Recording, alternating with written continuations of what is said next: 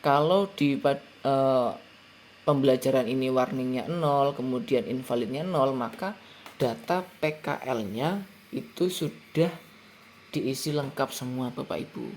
Assalamualaikum warahmatullahi wabarakatuh.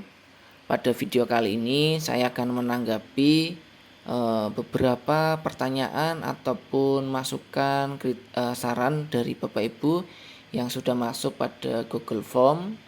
Di sini mungkin saya menjawab belum semuanya karena pertanyaannya banyak sekali. Namun mudah-mudahan di video ini bisa menjawab beberapa pertanyaan yang hampir sama yang Bapak Ibu ajukan di Google Form yang sudah Bapak Ibu kirimkan kepada saya. Nah, di sini ada yang bertanya untuk ataupun mungkin saran ya, selain membuat konten perhitungan Excel, dibuat juga konten input ke Dapodiknya. Kemudian di sini ada cara mengisi data yang invalid ya, dan warning peserta didik di Dapodik. Nah, ini juga mungkin ada keterkaitannya. Mudah-mudahan nanti bisa menjawab dari apa yang sudah Bapak Ibu tuliskan di sini. Video ini mungkin agak sedikit panjang, mudah-mudahan bisa menjawab beberapa pertanyaan yang sudah masuk. Nah, kaitannya dengan untuk penginputan PKL di Dapodik itu kurang lebih ada 6 langkah yang sudah saya lakukan di semester 2 ini. Yang pertama, kita terlebih dahulu menginputkan data JP di rombel PKL. Ini wajib untuk menginputkan data jam pembelajaran. Kemudian yang kedua, menginput data relasi Dudi. Itu yang harus ada karena Dudi ini tempat PKL.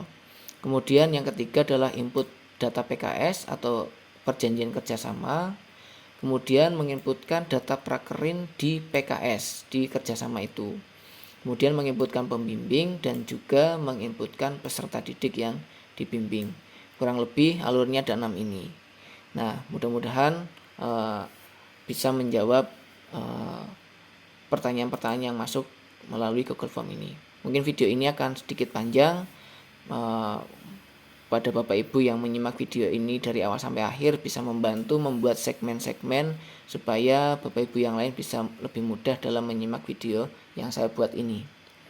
Baik Bapak Ibu, kita langsung saja kita kepada langkah yang pertama, di input data JP di rombel PKL. Kita buka dulu untuk Dapodiknya, kemudian kita masuk kepada rombongan belajar, kita pilih yang reguler, kemudian kita pilih kelas yang melaksanakan PKL. Setelah itu kita pilih menu pembelajaran. Kemudian di halaman pembelajaran ini ada praktek kerja lapangan. Silakan Bapak Ibu inputkan di kolom PTK ini guru di kelas yang melaksanakan PKL ini itu yang memiliki jumlah jam paling banyak. Nah, itu diinputkan di bagian depan sini. Saya ambilkan contoh guru A misalkan di sini. Kemudian isikan SK mengajar ya, SK mengajar, kemudian tanggal SK.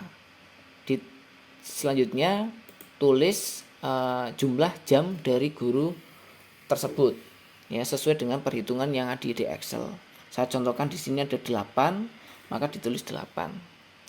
Nah, untuk guru-guru yang lain nginputnya di mana? Nah, nginputnya ada di dalam mapel yang PKL ini. Caranya klik baris PKL ini, kemudian pilih menu praktek kerja lapangan. Nah, di menu ini kita menginputkan data guru serta jam pembelajaran sesuai dengan perhitungan yang ada di Excel. Caranya adalah klik menu tambah, kemudian nanti pilih PTK-nya, kemudian pilih atau inputkan SK mengajar, kemudian tanggal SK, inputkan jam pembelajaran sesuai dengan perhitungan di Excel sesuai dengan guru yang bersangkutan ya. Nah, setelah itu silakan diinputkan semua guru yang ada di kelas ini sesuai dengan jumlah jamnya juga. Nah, itu adalah langkah untuk menambah JP pada Dapodik. DP PKL, mapel PKL di Dapodik. Kemudian yang berikutnya adalah menginput data relasi Dudi. Untuk menginput data relasi Dudi, kita masuk kepada menu sekolah. Kemudian kita pilih relasi dunia usaha dan industri. Nah, di situ silakan Bapak Ibu klik menu tambah. Ya, kemudian setelah menu klik tambah, isikan nama Dudinya. Kemudian bidang usaha, alamat dan sebagainya silakan diinputkan semua. Nah, apabila pada tahun sebelumnya atau semester sebelumnya sudah input data Dudi ini, tidak perlu Bapak Ibu menginput data kembali ya. Jadi untuk menginput data di Dudi ini adalah jika Dudi itu belum diinputkan pada semester sebelumnya. Jika sudah, klik simpan untuk tambahan relasi dunia usaha industri ini. Itu Bapak Ibu caranya untuk menambahkan relasi Dudi di Dapodik.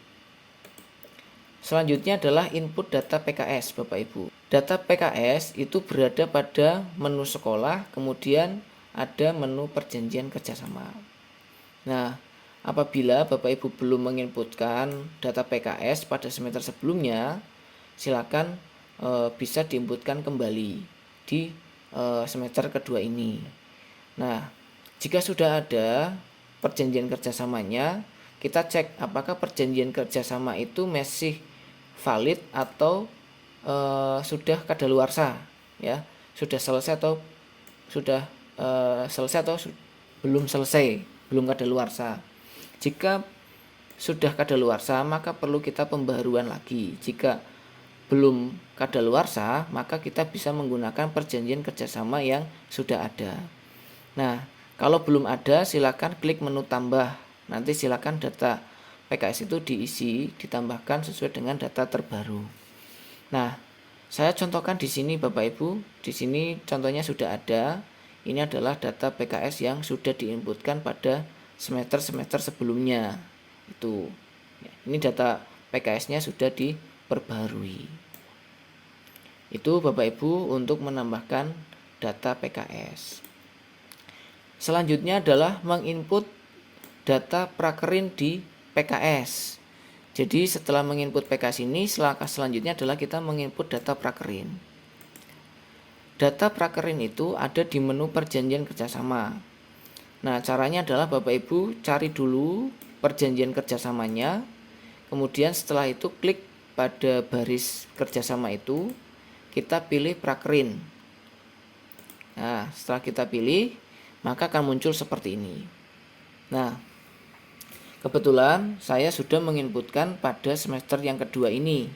Ya, di sini sudah ada data kelas TBKR 2, kemudian TKR 3 dan TKR 4. Jika belum, silakan klik menu tambah di sini seperti ini. Nanti pilih prakerin siswa, kemudian pilih judulnya. Ini kalau judul ini bisa kita tambahkan sendiri.